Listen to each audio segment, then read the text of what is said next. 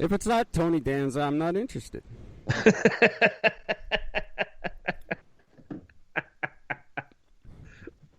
Ayo, All of the rest of them can just, they do nothing for me. Samantha, come on, Samantha. Fucking retard. We got nothing, kids. Until COVID's over, this is the show. Get used to it. This is it. This is all we got. I can literally cover the entire news in 3 things. COVID, TikTok. Beirut explosion, COVID, and bunch of child sex offenders in the U.S. government have gotten charged over the last 4 years. Oh, I remember what I wanted to talk to you about. Speaking of child sex offenders, the whole thing about Greece is bullshit. What do you mean? About pedophilia being declared a disability or whatever, a mental illness, or you brought it up the other night that pedophilia was that a group wants to have themselves labeled as. Yeah. Yeah, no, they don't. That's a bullshit story from 2012. That just creeped back up, and someone tried to make it news. It was a half-ass bullshit story in 2012, and it's not been renewed. It's just it finally made it over here, and we went, oh, this is a new thing. No, it's not. It's an 8-year-old thing, and it was pretty much laughed out of court at the time. Yeah, and it's not back in the court. It's not anything that's going on in Greece. For some, I don't remember Greece being a part of it. That's the only thing I don't remember. But nah. And people get, oh, the legal age of consent over there is 15. That's gross. It's terrible. Yeah, well, it's 16 here, idiots. Not that big of a difference. Keep that in mind. Jesus, I couldn't even imagine nailing a 16-year-old. I couldn't imagine hanging out with a 16-year-old long enough to convince her to nail me. But, but it's gross. I mean, that too. Yeah.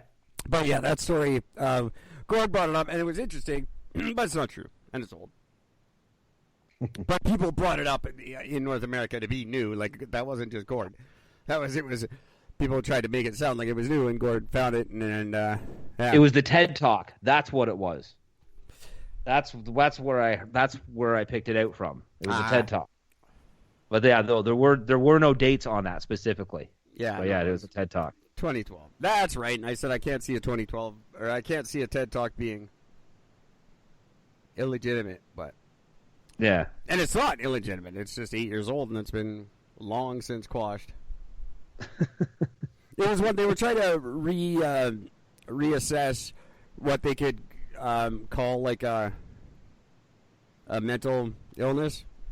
Yes. And a whole bunch of stuff was brought up, like pyromania and necrophilia and pedophilia and like all these things.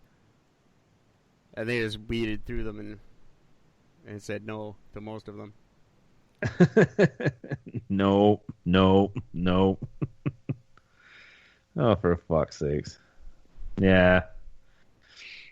Yeah, that's right. I remember that. Now I remember the whole thing now. Fucking TED Talks. That's right. Yeah.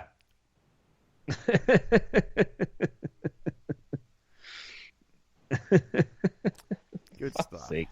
Fucking pedophiles. I found... No, that wasn't the one. Hang on. There we go. I found this one specifically for you, my friend, because I just saw this and I thought this is amazing. Michelle Obama.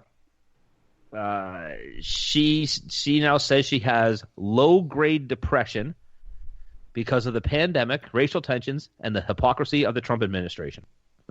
We all do. Yeah.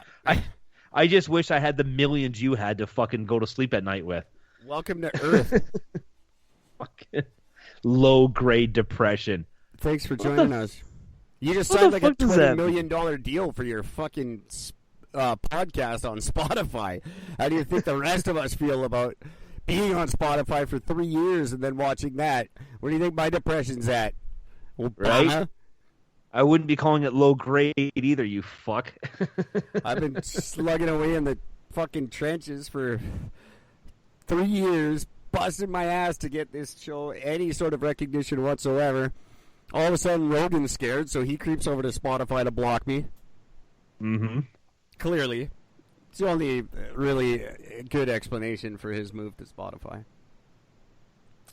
And then you just come marching in. Oh, I got that Michelle Obama podcast. Everybody's going to listen to me. So, yeah, take your depression and shove it up your ass. I've been depressed since your husband was president.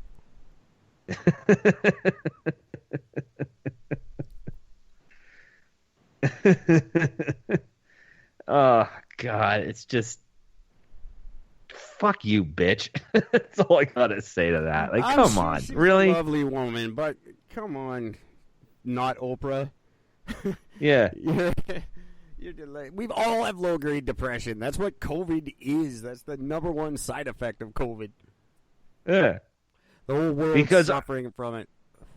Because I'm pretty sure that Michelle Obama, on a daily basis, deals with fucking cops coming down and trying to kill her on the streets and shit, you know. I'm sure that's something she completely understands and recognizes. No, she is from Chicago. She must have been shot at least once. Yeah, but not from the cops. Yeah. Nobody dies from cops in Chicago. They're dying from each other. Yeah, well, shit. Their COVID numbers are suspiciously low. Bullet, because a bullet is faster than COVID. Yeah, how long does COVID live on a bullet? That's the question. Why isn't there a study being done on that? What the hell? I had a friend of mine actually post this thing. This was quite genius. I'm actually going to bring it up here because I just thought this shit was fucking hilarious. So the post she had was from, God bless, the CBS News. And it says, Georgia's second grader tests positive for coronavirus after first day of school, forcing class into quarantine. And then you read the article. The first paragraph is about this second grader who coming home, like after the first day of school, miraculously has COVID after the first day. Nowhere in this thing does it mention anything else about the student. It just goes on talking about Trump's an asshole, basically. But what's really funny is there's in the U.S., one of the biggest issues in the U.S. is how long it takes everybody who is not in the government to get their test results. And it can take anywhere from 3 to fucking 12 days to get the results in the U.S. Yeah, it's all the same here. So somehow this kid goes to school on the first day, and that night has COVID and got tested and got the results that night. All from the point he left from school until he got home at night. Sure. It's literally not possible. It's just nothing about it. I called her out. I'm like, so a student tested the day before. So I asked, was the student tested the day before they went to school, then again the day after? Because it doesn't mention anything about this anywhere else. And she's like, oh, I have no clue. Well, then why the fuck would you post it? You're fanning the flames of fucking stupidity. More so than ever, people are just posting whatever the fuck they want. Yeah. And other people are believing it. I've been saying that forever. I posted a big fucking rant about it, oddly enough, the weekend before I ended up thinking I had it. So that was a funny rant. Because there's like, everything you're hearing about COVID's a lie. And then it's like, oh, fuck, I have COVID. Shit. I got to retract my statement. Damn it. But no, people are just posting anything. And so many people are just believing shit that I don't even get it, because it's smart people who wouldn't believe this crap a year ago. Yeah. Yeah, that's the thing. Like, how do you, I don't get how a virus that affects your respiratory system that you don't have makes you dumb. I don't understand that correlation. I've been saying that from day one, that the number one side effect is the complete lack of common sense. And if people got it, sure, but they're not. So I don't know. I'm just very confused. I don't understand it. I wish I did. I keep trying to. I keep trying to see what the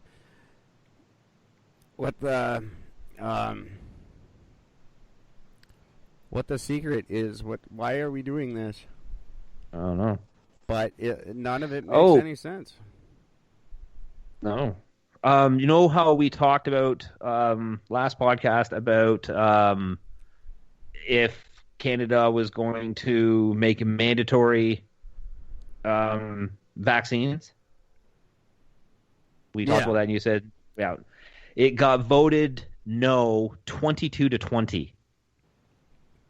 That was pretty close. Why was only 22? Why is only 42 people voting? Well, that's all it took. 42 people. Yeah, no, there's a whole bunch of people not fucking going to work. Yeah. Get back to Ottawa, you losers. There should be a hell of a lot more than 42 people voting for that shit. For something that important. 42 people total. That's the problem with it.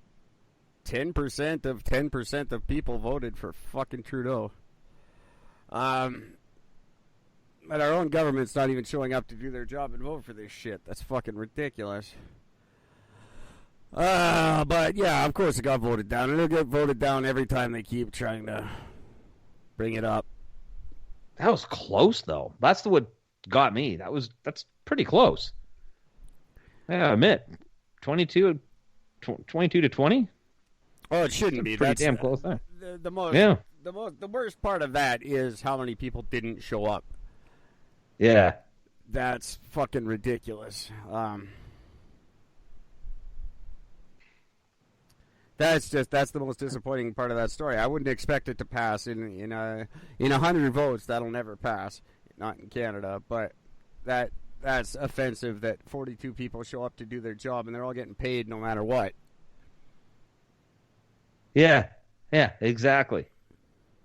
It just, fuck, I hate the plan. But yeah, I wouldn't ever expect that to pass, and I won't be surprised when it never does. Because it doesn't stop with COVID. Then that opens the door to make everything mandatory. Well, the people that voted... No, I just looked because I didn't know off the top of my head. There's 338 sitting members of the House of Commons. So there should be 338 people voting, not fucking 42. 42 is all. That's it. That's the only ones that showed up. It means 300 fucking people didn't vote. Yeah. The people that we pay to go to Ottawa and vote on this shit for us. Just pointing out. Yeah, just mentioning that so everybody knows. That's just fucking ridiculous. 300 of these fucking losers that we voted for didn't go to work yesterday to vote on like one of the most invasive decisions in Canadian history. Yeah. 300 and none of them had a concern to fucking go to work.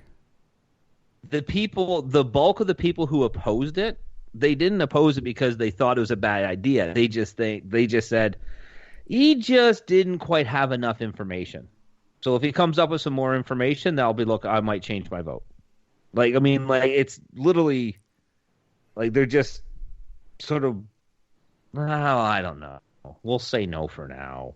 Hopefully you'll come back something with better later, sort of thing. It just, I mean, some of the people that were involved in the voting, just kind of like their responses for it were not outrage. It's just, you just didn't have enough. You make $180,000 a year to do nothing. Mm-hmm. And why would you be outraged about anything? Yeah. You make $180,000 a year no matter what. The 300 fucking losers that didn't bother to vote still make $180,000 a year. Mm. Just to put that into perspective, that's about $179,000 more than I make.